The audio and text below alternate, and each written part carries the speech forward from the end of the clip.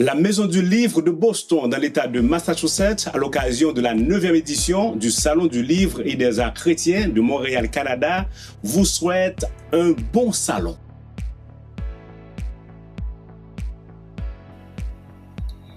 Bonjour à tous, bienvenue au Salon du Livre et des Arts chrétiens évangéliques, 9e édition 2024, sous le thème de Libérer.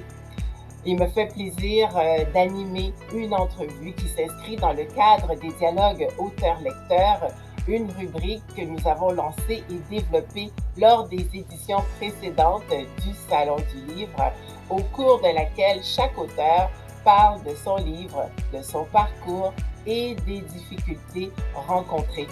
Quel plaisir pour moi d'avoir cette chance d'ajouter dans ma bibliothèque dès demain 2 nouveaux livres.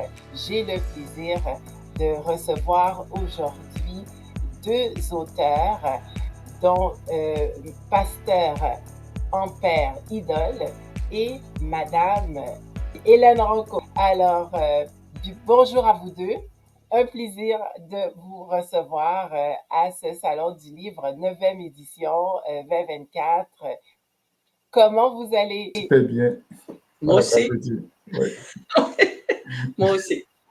Un jour à la fois. Oui. Donc, Madame Rancourt, je me permets de commencer avec vous cette entrevue. Question de vous présenter qui vous êtes.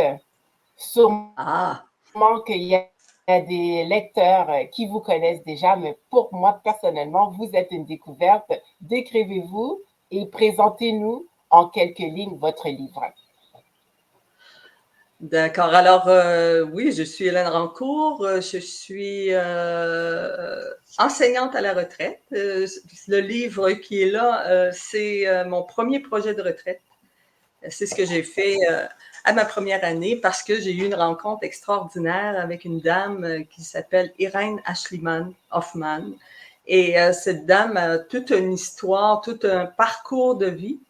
Elle est suisse-allemande, elle a immigré au Québec en 1975 et c'est par une rencontre que je pourrais vous raconter avec un petit peu plus de détails tantôt que j'ai découvert tout le témoignage de foi et la teneur de la foi que cette femme a déployée pour vivre sa vie de famille, sa vie à la campagne. Enfin, on en reparlera avec plus de détails, mais ça a été mon privilège de l'accompagner pendant une année.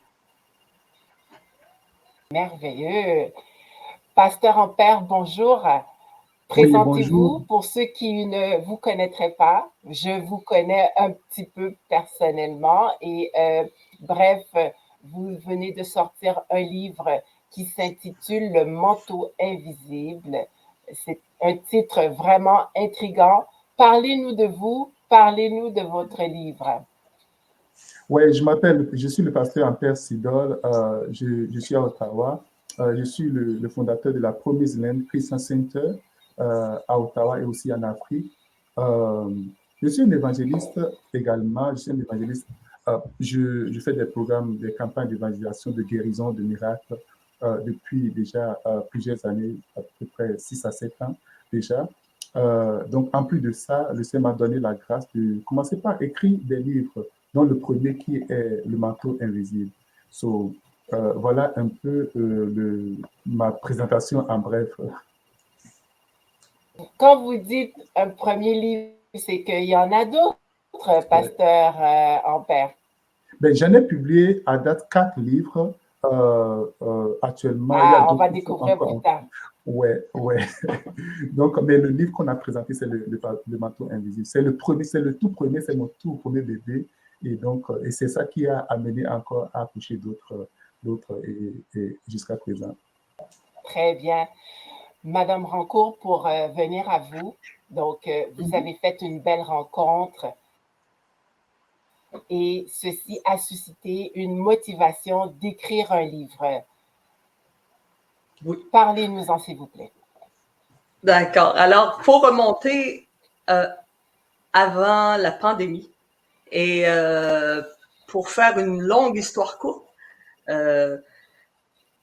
ma fille a commencé à fréquenter le petit-fils de Madame Ashliman et comme la fréquentation avançait et qu'on commençait à parler de mariage, on a été invités à rencontrer la famille Ashliman sur leur ferme parce qu'ils ont une immense ferme à Sainte-Brigitte d'Iberville. Et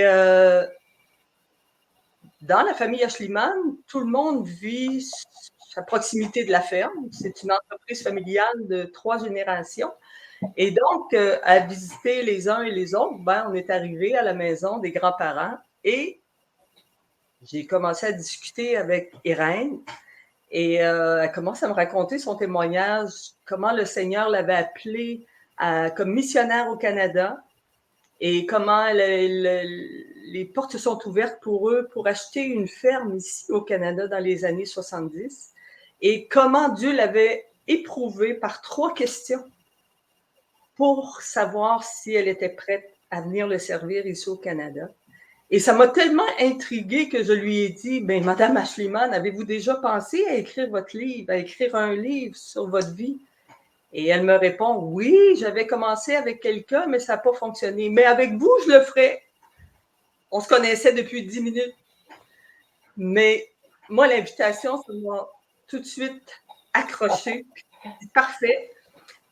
Mais je travaillais encore à temps plein comme enseignante au secondaire à cette époque-là et la pandémie a commencé. Donc, pendant 2 ans, moi, j'ai continué à travailler et on ne pouvait pas visiter personne de toute façon. Mais 2 ans passent, la pandémie finit, je prends ma retraite et on se téléphone.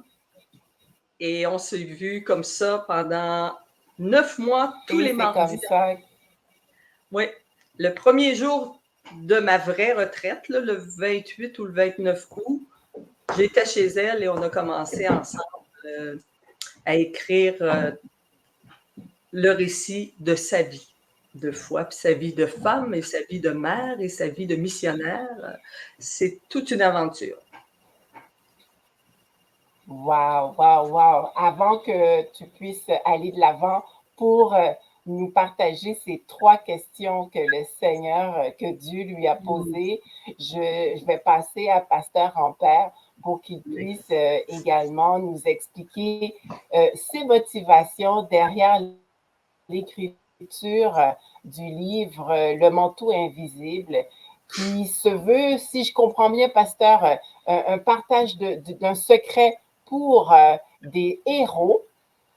Et que dans ce livre, vous parlez du rôle vital de l'humilité comme étant un manteau invisible qu'ont porté tous les héros de la foi que nous pouvons lire dans la Bible.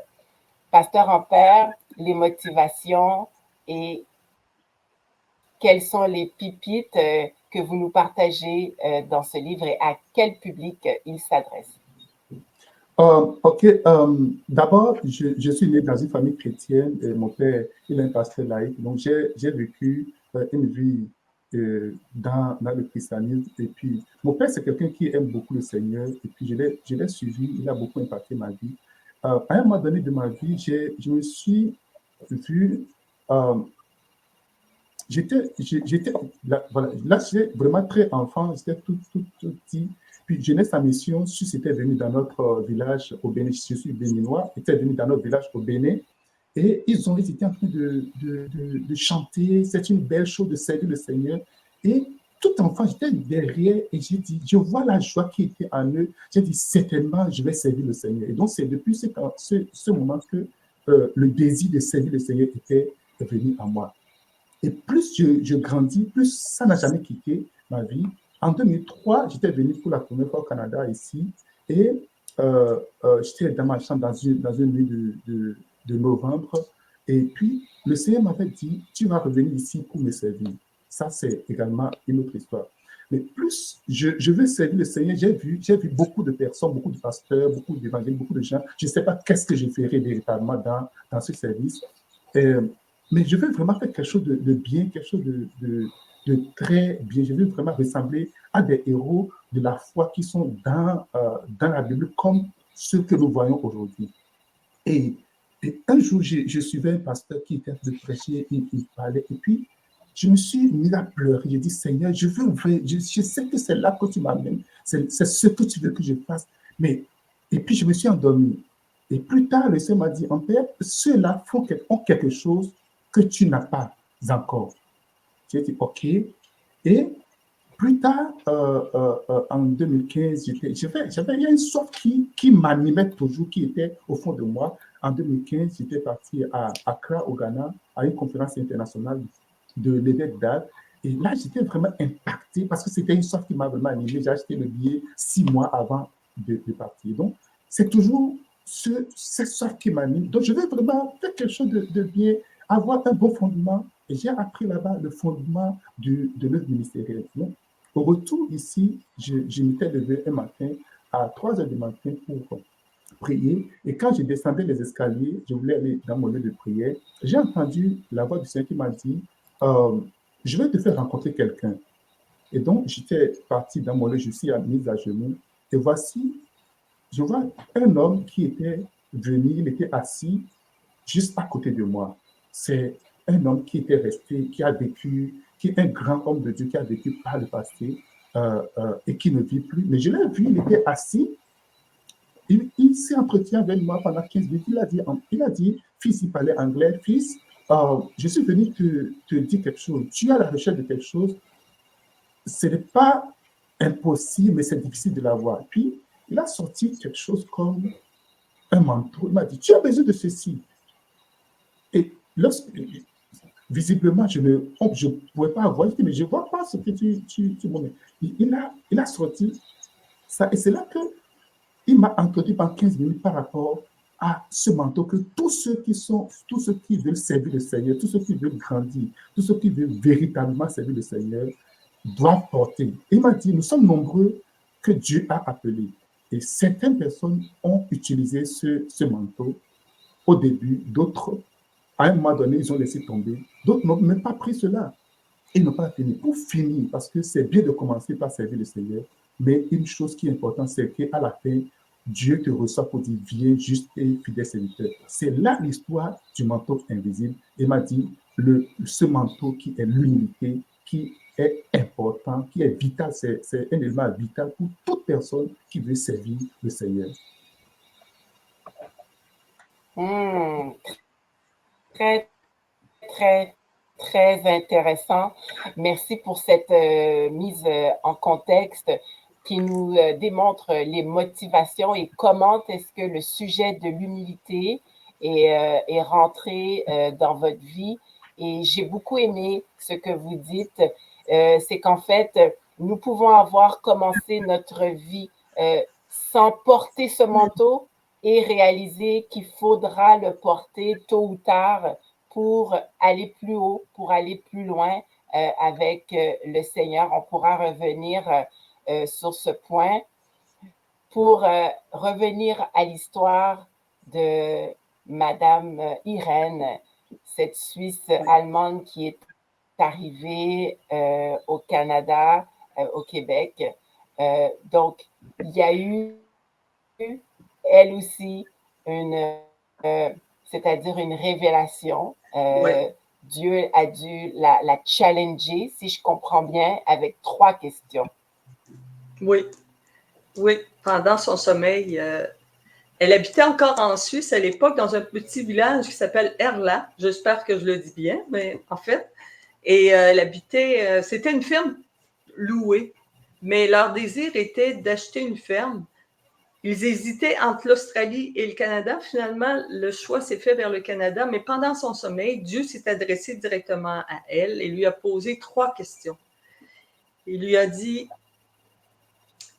si vous manquez d'argent, est-ce que tu pars quand même au Canada? Elle a répondu, oui Seigneur, si c'est pour ta gloire.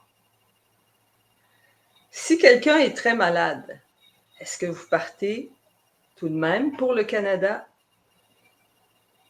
Elle répond, oui Seigneur, si c'est pour ta gloire. Et là, elle voit un corps étendu, elle comprend qu'il y a quelqu'un de décédé et le Seigneur lui dit, est-ce que tu pars quand même pour le Canada?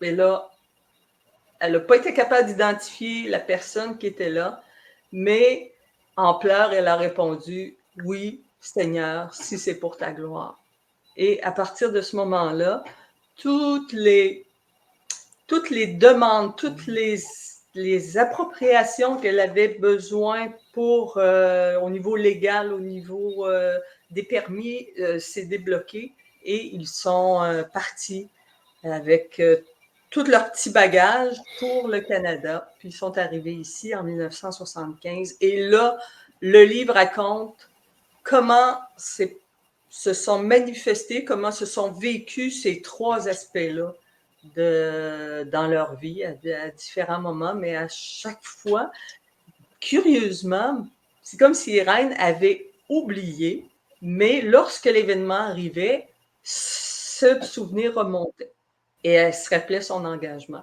Mais il y a différentes étapes de foi qui lui ont donné une possibilité d'aider les autres.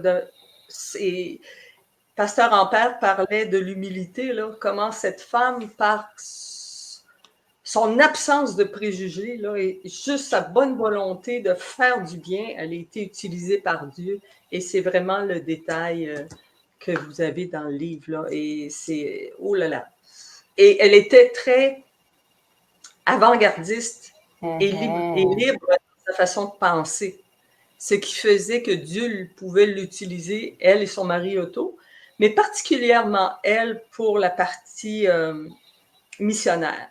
Pourquoi le titre « Tenir ferme » ? Est-ce que je réponds tout de suite ou je réponds plus tard?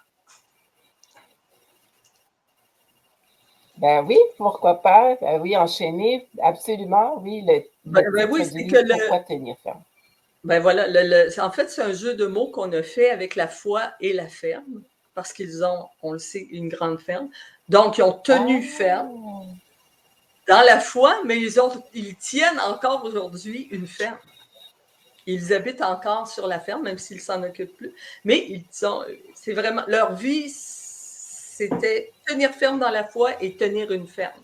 Alors, c'est assez intéressant de voir comment Dieu peut utiliser dans un contexte rural, mais vraiment à différentes décennies, là, parce qu'on les suit sur plusieurs décennies, mais comment que la ferme comme outil de travail, comme outil d'évangélisation et comme outil de témoignage a été utilisé parce qu'ils avaient une foi ferme.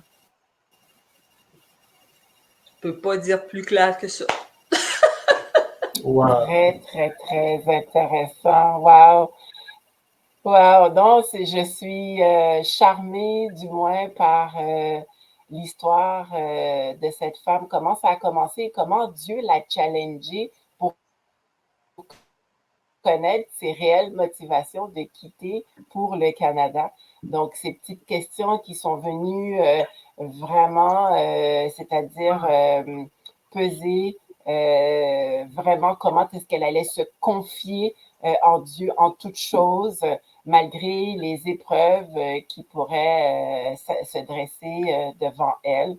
Vraiment intéressant. Wow. Donc, pour revenir à Pasteur Ampère, vous avez parlé de l'humilité. Dites-nous, votre livre s'adresse à qui? Parce que l'humilité, on pense que c'est, selon moi, je pense que c'est un sujet qui touche tout le monde.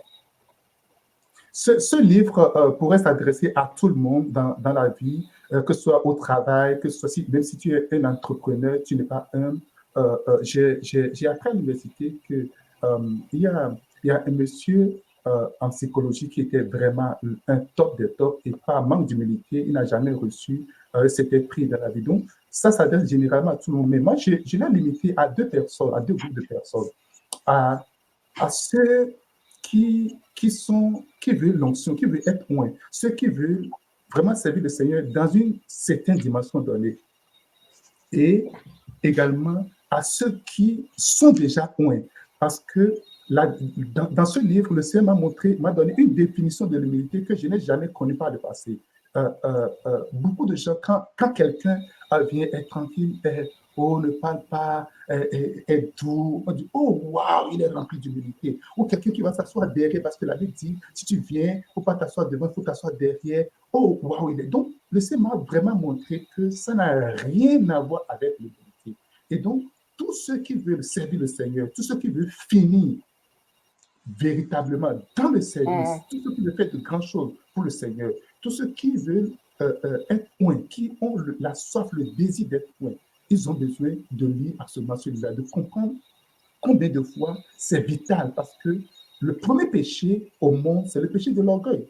La première, ce n'est pas le péché qui s'est passé dans le jardin d'Éden. La première personne qui a introduit le péché dans le monde s'est remplie d'orgueil. Et donc, toute personne qui veut être humble se retrouve directement en face du diable, parce que la personne qui s'oppose, la personne qui montre l'opposé de ce que Satan a fait, c'est la personne qui est humble. Donc, tu es en face de quelqu'un, d'un adversaire sérieux et qui est prêt à te détruire entièrement. Donc, si tu n'es pas vraiment sérieux, tu n'es pas à la recherche de quelque chose, tu n'es pas une sorte, oh, je veux vraiment servir le Seigneur, je veux être loin, je veux être rempli de l'onction de Dieu, mon ami, tu vas te retrouver vraiment grillé, détruit, brisé entièrement. Donc, ça prend un engagement, ça prend une soif. Donc, c'est pour ça que j'ai vraiment limité. Si tu n'es pas prêt à être loin, il ne faut pas t'engager à lui seul. Ce n'est vraiment pas utile pour toi. D'accord, d'accord. Non, c'est bien de le préciser. Quand on veut être intentionnel dans nos lectures, si on veut vraiment passer à un autre niveau, donc votre livre serait vraiment bien pour cela. Et dans une ère où l'humain devient de plus en plus égocentrique, il y a cette perte des valeurs, il y a ce développement personnel aussi dont on parle, qui peut amener vraiment à ce culte du soi. Vous avez tous les deux un ouvrage en main qui nous amène à revenir à des valeurs de base, l'humilité, la confiance en Dieu, la simplicité. Et lorsqu'on parle du thème du salon qui est libéré, Madame Rancourt, quel lien votre ouvrage peut apporter à nos lecteurs sur cette thématique de la libération, la liberté dans son sens de base, qui nous ramène vraiment à la parole de Dieu. Ouais. C'est assez effarant de constater que la liberté d'Irène, elle n'était pas dans son environnement, elle était dans la croissance de la compréhension de ce que Dieu avait préparé pour elle. Plus elle comprenait quel était son rôle, comment Dieu donnait la provision pour ce rôle-là, plus elle était libre dans sa vie, bien qu'elle avait des mandats incroyables. C'était la gestionnaire de la ferme, c'est elle qui s'occupait de tous les achats, toutes les transactions en français, parce que c'est la seule de la famille à l'époque qui parlait français, même encore aujourd'hui, c'est comme ça, là. Donc, toutes les responsabilités qu'elle avait, le travail qu'elle avait, en plus de la fondation d'une église, parce qu'ils ont fondé une église, mais elle était libre parce qu'elle connaissait sa valeur aux yeux de Dieu, puis ce à quoi Dieu l'appelait, puis qui, lui, qui donnait la provision au moment convenable pour aujourd'hui. Aujourd'hui, c'est vraiment la foi, là. Mais Dieu les a bénis, là. Dieu a béni, mais elle a eu des grands moments de questionnement, comme nous toutes. Et puis j'insiste, les femmes, vraiment, je ne peux pas aller trop dans les détails parce qu'il faudrait que je vous lise le livre au complet, mais c'est un modèle de s'approprier la liberté que Dieu donne pour son époque, pour sa mission à elle. C'est vraiment... Mhm. Ce que j'entends dans ce que tu dis, c'est vraiment d'avoir une pleine connaissance de son identité. Et pasteur en père, je pense que dans votre livre, l'identité est vraiment un lien avec ce manteau invisible que nous devrons porter. Est-ce que vous pouvez rebondir également sur la même question que j'ai posée à Madame Rancourt, à savoir comment est-ce que votre livre, votre ouvrage peut enseigner sur cette liberté que nous avons en Dieu, sur comment se libérer de soi-même, Ouais, se libérer de nos pensées qui sont destructives, etc. Allez-y. ok. En fait, le Seigneur dit que nous sommes à la fin des temps où il veut répandre son esprit sur tout chair. Donc, dans cette génération, il y a beaucoup de héros que Dieu est en train de susciter. Et avec ce livre, tous ces héros sont libérés de leur captivité, sont libérés et sont vraiment libres, seront libres de fonctionner, d'aller en avant dans leur mission, dans ce que Dieu les a appelés à faire. Donc, il y a une grande liberté de vivre avec le Seigneur sans contrainte, sans attaque ou bien sans des problèmes avec l'ennemi parce que le manteau que tu portes, c'est un manteau qui ne se voit pas et qui est un manteau invisible. Et avec ce manteau, tu es caché à l'été en Christ. Tu es caché dans le Seigneur. Et donc, cette liberté, c'est une liberté, ce lui donne une liberté énorme. L'étendue de cette liberté, c'est vraiment très grand pour tous ceux qui vont se conformer à ce manteau, porter ce manteau, rester dans ce manteau jusqu'à la fin de leur vie. Donc, ça, c'est vraiment très important si tu veux être libre, de savoir que je vais être libre en Christ, je vais être caché en lui, caché dans cela, parce que Christ même, c'est le signe, le symbole de l'humilité. Et donc, c'est vraiment quelque chose d'important à avoir. Quelque chose qui pousse à ma curiosité, étant donné que vous êtes proche de Madame Irène, puisque c'est la grand-mère de votre gendre, si mariage a eu lieu déjà, ou dites-moi qu'est-ce que vous pouvez faire ressortir sur les valeurs d'antan, les valeurs d'aujourd'hui? En fait, moi, ce que je trouve, il n'y a pas l'intégrité et l'authenticité dans la foi, n'ont pas d'époque. Mais je crois que Irène, l'impact qu'elle a, même encore aujourd'hui, là, elle a 86 ans et Otto a 93 ans quand même, ils vivent. Mais leur impact est encore vivant parce qu'ils sont demeurés intègres et droits toute leur vie et qui n'ont pas dérogé à leur priorité qui était servir. Oui, Seigneur, si c'est pour ta gloire, ça, là, c'est leur leitmotiv et ils n'en démordent pas, même à l'aube là, de leur départ, parce que leur santé, est, on le sait, là, faiblit. Mais moi, je crois que c'est un encouragement incroyable. Moi, personnellement, là, d'avoir côtoyé Irène pendant 1 an, moi, je vous défie de ne pas tomber en amour avec eux. Vraiment, vous allez vouloir aller vous promener sur la ferme si vous lisez le livre et elle est prête à ça. Alors, appelez avant d'aller.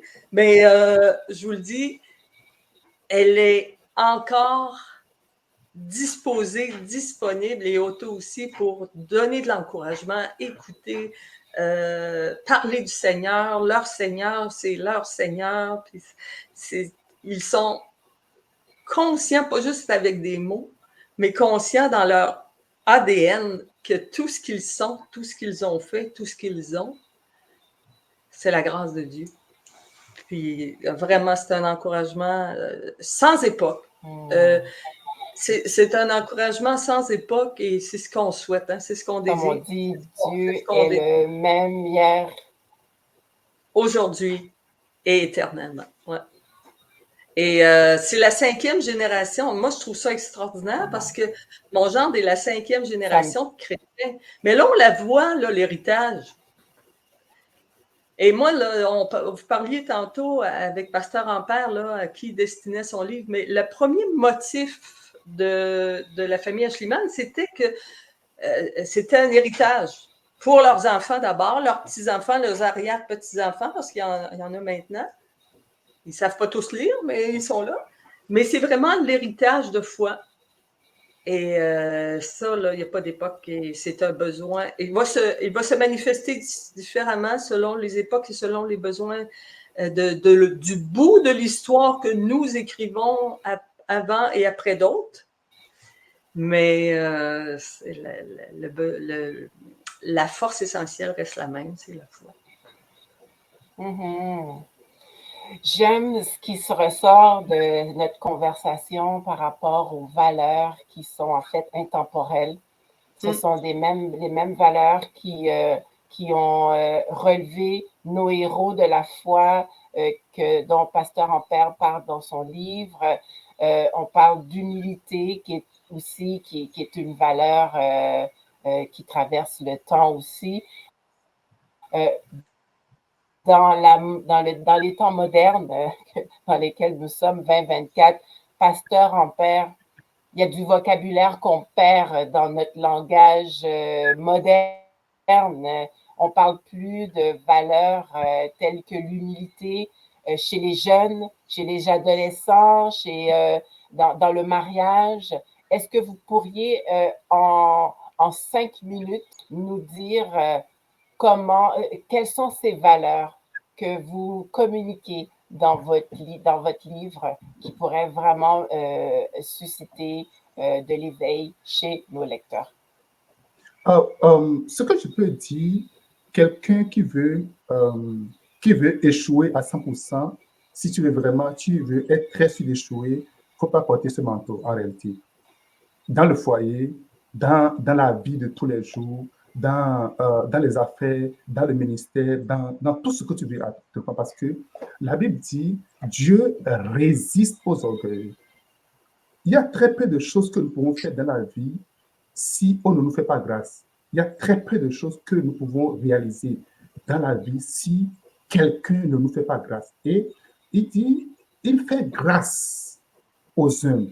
Et si Dieu te fait grâce, il n'y a personne qui peut résister à cette grâce-là. Nous avons tous besoin de grâce dans la vie. Et donc, que ce soit dans la jeunesse, que ce soit dans la vie de tous les jours, nous avons besoin d'être humbles. Même si tu finis les études, tu fais l'université, tu finis les études, tu ne commences pas à travailler, il y a des gens qui sont là, qui travaillent avant que tu ne viennes dans le travail. Tu as besoin d'un coach parce que généralement, ce que nous apprenons à l'université, c'est souvent comme différent de ce que tu peux apprendre. Je suis un spécialiste en classification, en ressources humaines du travail au gouvernement fédéral. Je suis venu avec tout mon bagage intellectuel, mais c'est celui qui n'est pas un conseiller qui m'a appris certaines choses dans le travail. Je peux dire, oh non, mais écoute, toi, tu n'as pas été à l'université. Mais ça n'a jamais été comme ça. Donc, la vie est toujours faite en sorte que, à la fin de la journée, tu peux dire, ma vie ne dépend pas de moi, mais ma vie dépend de Dieu qui a mis des gens sur mon chemin. Beaucoup de gens disent, oh, je vais faire moi-même et je suis capable de m'en sortir, mais personne ne peut jamais s'en sortir seul. Même le Premier ministre de notre pays, il ne peut pas devenir Premier ministre sans l'aide d'autres personnes. Mais ça prend de l'humilité pour avoir des gens avec toi. La plupart des gens qui disent, oh, je n'ai pas d'amis, moi, j'ai pas d'amis, c'est parce qu'ils sont orgueilleux, parce que tu n'es pas capable de supporter l'humeur des autres, tu n'es pas capable de te ranger, de t'effacer pour que d'autres personnes existent. Et ce que Jésus est venu faire sur la terre, c'est comme, il s'est humilié lui-même. L'humilité, c'est tellement bien que le truc, c'est toi-même qui décides de t'humilier. C'est toi-même qui décides de prendre une position. Bien qu'il étant égal à Dieu, il n'a pas pris ça comme quelqu'un qu'on lui a lui arraché. Mais il s'est lui-même, il a décidé de s'humilier à la mort. Dit quelle mort? La mort de la croix. Et il est enterré. Il a dit, et aussi souverainement, Dieu l'a élevé. Toute élévation vient de Dieu. Et toute personne qui refuse d'être humble se retrouve à accepter l'humiliation. Parce que l'humilité, c'est toi qui choisis ça. mais tu es contraint à l'humiliation. Et donc, c'est important de savoir que dans notre génération, si nous voulons, on ne veut pas, pourquoi est-ce qu'il y a beaucoup de divorces aujourd'hui? À cause de manque d'humilité de quelqu'un dans le foyer. Pourquoi est-ce qu'il y a beaucoup de séparations aujourd'hui? À cause de manque d'humilité de quelqu'un. Parce que je ne veux pas reconnaître que, bon, je ne veux pas reconnaître que l'autre est plus grand que moi. Le temps est arrivé où des gens ont posé la question à Jean-Baptiste. Écoute, tu vois, le gars que tu as dit la dernière fois, tu l'as baptisé et tout, le gars, il est en train de faire du baptême également. C'est comme quand tu as arraché ta job. Il dit, non, non, non, non, restez tranquille. Il faut que lui grandisse pour que moi je diminue. Et si chaque personne peut l'avoir dans sa tête, il faut que l'autre grandisse, que diminue. Toutes les personnes qui ont fait d'excellentes choses dans la vie normale, toute personne que tu vois qui a excellé, qui a réalisé quelque chose, il faut savoir que cette personne a apporté quelque chose que tu n'as pas apporté le manteau. Moi, j'ai fréquenté beaucoup de grands hommes de Dieu, beaucoup de personnes élevées en dignité, et j'ai identifié une seule chose. L'humilité, c'est un habit, c'est un caractère, c'est une vie cachée. Généralement, on ne voit pas ça dans les mots, et comme je l'ai dit dans le livre, Dieu m'a montré combien de fois c'est subtil, l'orgueil, c'est subtil. De la même manière que l'humilité, le manteau est invisible, de cette même manière, l'orgueil également, c'est très invisible. C'est très subtil. Oh, je suis humble de cœur, oh, je ne porte pas des affaires chères. Ce n'est pas de l'humilité. Et donc, nous avons besoin de comprendre le concept. Quelle est la définition de Dieu de l'humilité? Qu'est-ce que Dieu dit? C'est la différence entre Saoul et puis David.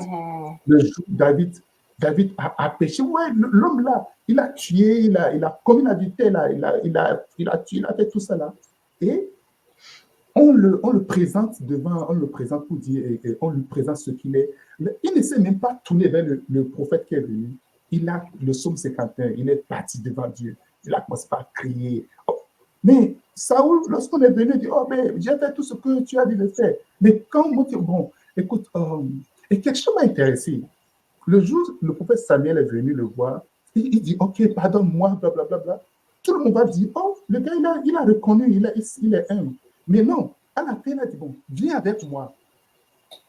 Il dit, mais comment dire non? Pour que le peuple, parce que son problème, c'est le peuple. Quelle image les gens auront de moi? Il est en train de sauver son image. Mais pour que le peuple puisse voir, donc, il veut tromper tout le peuple pour montrer que le prophète est encore, tant que le prophète est encore avec moi, tant que je continue il est en lien avec moi, alors là, c'est correct. Donc, la différence entre les deux, l'autre a été rejeté, mais David a été relevé. Jusqu'au point où Dieu dise que David, c'est l'homme selon son cœur. C'est quelqu'un, on n'a jamais mentionné ce qu'il a fait avec Bathsheba. Donc, c'est important de savoir que si nous voulons, notre définition de l'humilité, c'est pas du tout la même chose. Et pour avancer, pour se démarquer dans n'importe quelle affaire, dans n'importe quelle chose, il faut porter ce manteau invisible. Et quand les gens voient le manteau, parce que c'est ça qui attire la grâce, qui attire l'élévation, qui attire la faveur de Dieu. Merci beaucoup. Je pense que j'ai fait plus de 5 minutes. Oui. Ne donnez pas la parole. Non, merci. Non, mais je savais qu'il fallait quand même ressortir ces pépites de votre livre. Ça prenait le 5 minutes, même si vous avez... merci vraiment, Pasteur Ampère, pour le partage, pour ce rappel de cette belle valeur de l'humilité qu'on retrouve aussi dans l'histoire de Madame Irène, cette femme humble qui s'est vraiment laissée porter, qui s'est vraiment laissée mener par Dieu et en qui elle s'est confiée et qui était visionnaire également de ce que je peux entendre de votre récit. Madame Rancourt, pour terminer, votre livre, on le retrouve où? Comment on peut se le procurer? Il est en vente, il est vendu, au CLC à Ahuntsic, à Montréal. Et vous pouvez aussi vous le procurer dans la maison d'édition, les éditions EHR au hélène.rancourt@gmail.com. Et c'est ça. Donc, vous pouvez commander directement la quantité souhaitée. Super. Est-ce qu'on aura Est-ce qu'on aura le plaisir de vous croiser au salon demain? Certainement. Certainement. Génial. Pasteur, Pasteur Ampère, où on retrouve votre livre et vous semblez dire que vous avez d'autres ouvrages aussi que vous avez sortis. Ouais, vous pouvez trouver mes livres, que ce soit le matin invisible, vous pouvez trouver ça sur tous les Amazon, partout, parce que il y a Amazon France, Japon, Chine, n'importe où, Amazon Canada.ca, Amazon, vous pouvez trouver ça sur n'importe où vous êtes, en Belgique, n'importe où vous êtes, vous pouvez trouver ça, tapez juste Amazon, vous allez trouver ça, le matin invisible, vous passez en paix. Vous pouvez trouver ça également sur église.shop. C'est également une boutique en ligne.